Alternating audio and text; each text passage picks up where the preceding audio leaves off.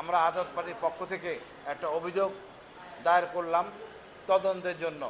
আমাদের অভিযোগ ছিল সাবেক দুই রাষ্ট্রপতির বিরুদ্ধে, একজন হল হামিদ সাহেব, একজন হল চুপ্পু সাহেব। এদের রাষ্ট্রের দায়িত্ব থাকা অবস্থায় দেশের মধ্যে যে মানবতা অপরাধ হয় তারা কোনো ভূমিকা রাখেন নাই। তারা জনগণের কষ্টের টাকা, ট্যাক্সের টাকা তাদের বেতন হতো, তা তারা উপভোগ করতেন, কিন্তু তারা কোনো দায়িত্ব পালন করেন নাই। আমাদের এই ধরনের রাষ্ট্রপ্রধান দরকার নাই, যাতে আগামী রাষ্ট্রপ্রধানরা দায়িত্ববান হয়, জনসচেতন হয়। এই জন্য আমাদের একটা অভিযোগ।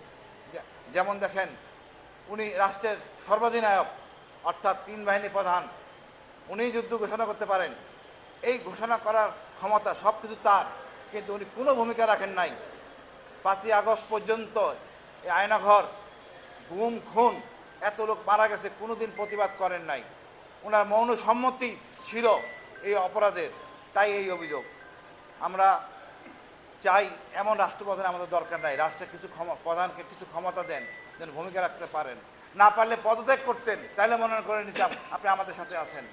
এই জন্য আজকে আমরা অভিযোগ দায়ের করতে আইছি। আপনাদের সহযোগিতা কাম্য। ধন্যবাদ।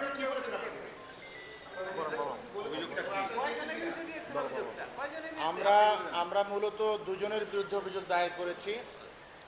বাংলাদেশের যারা তৎকালীন সময়ে রাষ্ট্রপ্রধান ছিল, আপনারা জানেন যে পিলখানা হত্যাকাণ্ডের সময় এবং তারপরে শাপলা গণহত্যা, তারপরে একে একে জুডিশিয়াল কিলিং, গুম খুন, আয়নাঘর সহ বাংলাদেশে যতগুলো গণহত্যা হয়েছে, যতগুলো নারকীয় ঘটনা ঘটেছে, এই ঘটনাগুলোর সময় এই দুজন ব্যক্তি রাষ্ট্রের প্রধান ছিলেন। তো আমরা ইতিপূর্বে আইসিটি আইনের সময় একটা কথা আইনজীবীদের মুখে বারবার শুনতাম, সুপিরিয়র রেসপন্সিবিলিটি।